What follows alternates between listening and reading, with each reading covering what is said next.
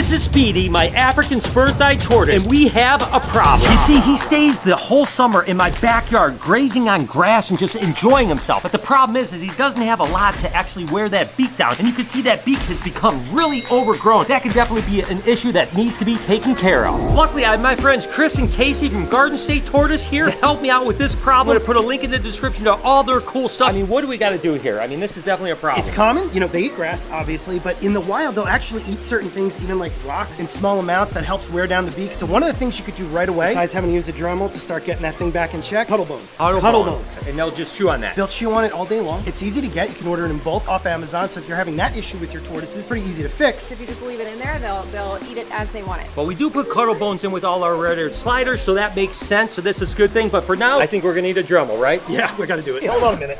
It's not a Burmese python. Feeling really confident here. And restraining is going to be the most important part. But the other thing we got to make sure is that we shape the beak. I just went kind of more flat. You actually want to do it more rounded? I would round it a little bit, yeah, because you want him to be able to pierce. So we have to somehow get his head, right? This is the part that I hate. Are you going to Dremel? No, you're going to Dremel. You're the professional. You don't hold the legs and you hold the head? I'll hold the legs. I'm not a lefty, by the way. We got a problem here. Houston, we have a problem. We need to hold his head, or are you okay? Let's see how he reacts. What I'm going to do first is I'm going to try to bring the bulk of this down, obviously, but we don't want to lose that hook completely. He's got to have something that he can, you know, grab and pierce things with, especially if we're going to be giving him cuddle bone too. You want him to be able to get a grip on it. I'm bringing the beak, recessing in here, shaping it. And then what is this beak made of? It's keratin. It smells like keratin. Yeah, it does. So this isn't hurting him. I mean, it's just... No, it's not hurting him. It's really if you were like file your nails if they were attached to your mouth. It's not like we're filing his teeth. A lot of people don't realize that this can happen. When you think of tortoises, they're grazers, you think that they're really just eating soft foods all the time. Because, you know, grass is not hard to bite through if you're a tortoise. There are things that they do in nature that wear the beak down. And they will actually gnaw on animal bones. Here in Africa, maybe he's coming across a discarded zebra carcass and he's gonna gnaw on some of those bones. That wears his beak down and he gets calcium. That's amazing. Really, I would like to see this not happen more than like once a year, you know? But with the cuddle bone, you're gonna really notice it brings things down. As far as like giving the animal bones, you get your hands on something like sheep bones or something, that would be more natural, but don't go throwing him chicken bones. Oh, yeah. Because they're way too brittle. He's gonna eat those and we're gonna have all kinds of internal problems. The whole point behind the cuddle bone and anything that's gonna wear the beak down is that it's twofold. He's gonna get calcium and he's going to have better shaped beak. Because remember, turtles, they don't have feet. And why am I calling this a turtle? Because all turtles and tortoises are actually turtles. Because they have a shell. And it's not an exoskeleton. You're looking better, buddy. We got a nice shape there. See that? Stop there. Okay, cuddle bone. He's got no problem opening his mouth. Look at that. Look how good. You look so handsome, Speedy. This is awesome. I'm so glad that these guys came to help. I've been noticing this overgrowth for the last month or so. But I was a little bit terrified to do it myself. I knew they were coming and I thought, what a better way to do it. Get a professional like these guys, actually make them look good. And wow, that's, man, you did a good job, dude. And they're not here just to help me with Speedy. We're actually going to talk about a bunch of different things. My girl Matilda here, the Aldabra tortoise, is going to need a giant enclosure at the other place. She's getting so big. She's only 165 pounds now. Do you think she can get up to what, 450, 500? You hit the nail on the head there. I mean, the record for a Galapagos tortoise is actually just over 800 pounds. 800 pounds. And something that everybody should keep in mind here is depending on who you source, some people consider the Aldabra to be bigger than the Galapagos because they're a girthier. She's going to have a 25 foot by 10 or 12 foot long enclosure. What are the things that I'm going to need to put in there? I think number one is water. A lot of people don't realize how crucial water is to a tortoise's life. Even in the case of something like an Aldabra, what they love to do is soak. They love to wallow. So ours will literally make a mini pond in his enclosure because when they get hot like that, they find a nice pocket in the shade and then they just kind of start shimmying and wallowing and then that'll fill up with water. Right. You know, either if you do it with a hose or with the rain, and they will sit there and actually get deep to the point where there's only a little bit of the carapace that's exposed. Wow, that's, you know? It's a water feature. Check. These guys need some area to climb too, more than just flat area, right? Yeah, and that's another thing people don't realize is they think they're these big, deliberate, lumbering animals, but they're actually capable of climbing. Even some of the zoos that Casey has worked at, the Aldabras were getting out of their pens. Wow. And it's not necessarily because they're not happy in there, but they need to exercise. Areas for it to kind of climb up on, a big water feature. Obviously, we need some heat and UV. Anything else that I should be aware of? Find an area to hang her food. Ah, yeah. Keep that in mind. If you keep any tortoise, especially the large species. Exactly, and we do that. We have a chain right here. We hang lettuce up, and she actually goes and eats it. It's absolutely hysterical. Definitely going to have you back because I want you to critique it and make sure that we do a good job on it. I do have another turtle that you saw last year when you were here that's gotten a little bit bigger. But in the meantime, where did that giant tortoise go? Oh, here she comes. The whole tortoise and the hare thing, I'm telling you what, tortoises are deliberate. They move, and you think that they're not fast, but they make some ground, and that's a big animal. Just in a matter of a few minutes, she made herself all the way around, Chris. I mean, you still got to get chills every time you see that, right? It never, ever gets old. That right there, that's a brontosaurus, an apatosaurus, whatever you want to call it. And when they're in the water, like we said, and all you see is the shell sticking out and the neck craned up like that,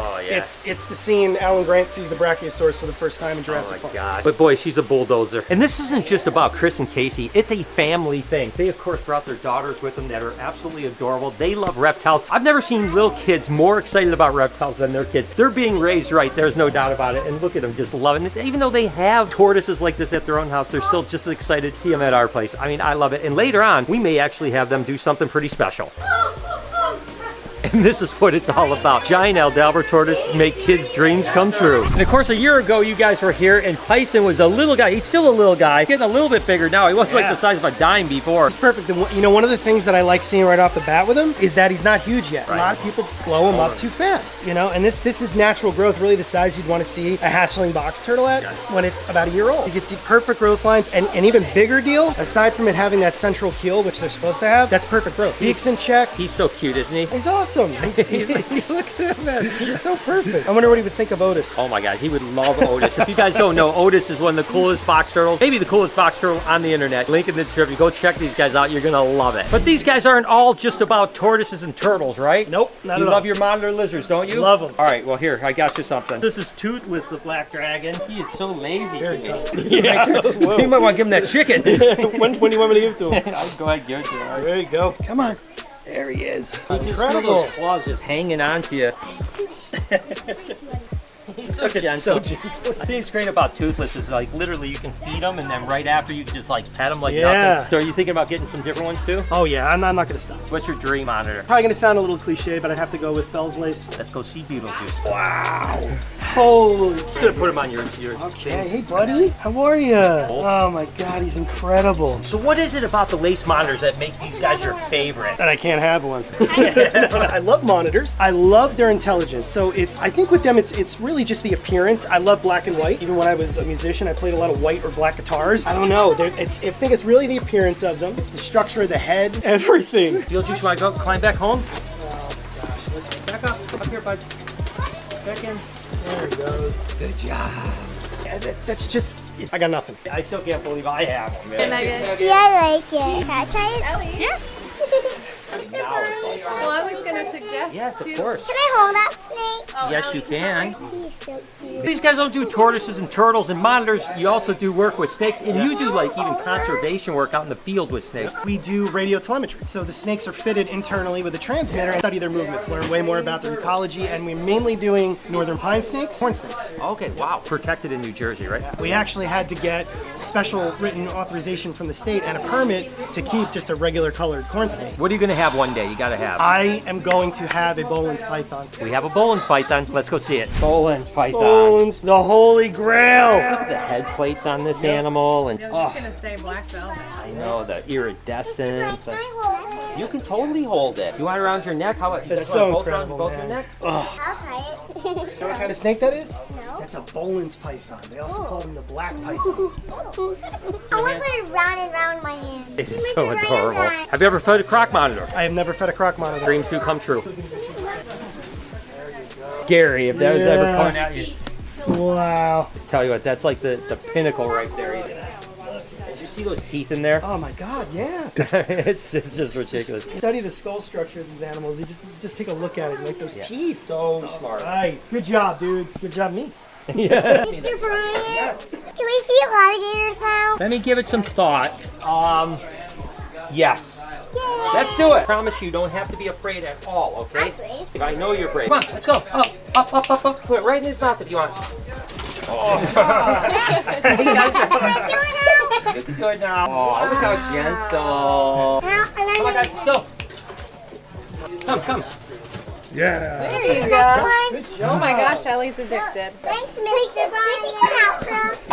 Bowser's getting heavy. Oh, you have a really beautiful snapping turtle. Yeah, yeah. He's the Apalachicola subspecies, so depending on who you cite, there are either 2 types of alligator snapping turtles or 3 types. So ours happens to be the one that comes from the Apalachicola region, like golden, but it's not a morph. Gotcha. Now, would you be able to tell what this region is just by look? Or I would say that he's Teminki, the alligator snapping turtle. Gotcha. You know, the structure, the look, the markings, everything. he's a beast, there's no doubt about that. We did a little experiment a while back. We put a gel hand in its mouth and it bit the fingers off. Would this bite a finger off? Absolutely. I know somebody who lost a finger. You know someone I that know lost somebody a who finger. lost a finger. Yep. So it's not just a rumor, it's not just a myth. These guys can take your finger off.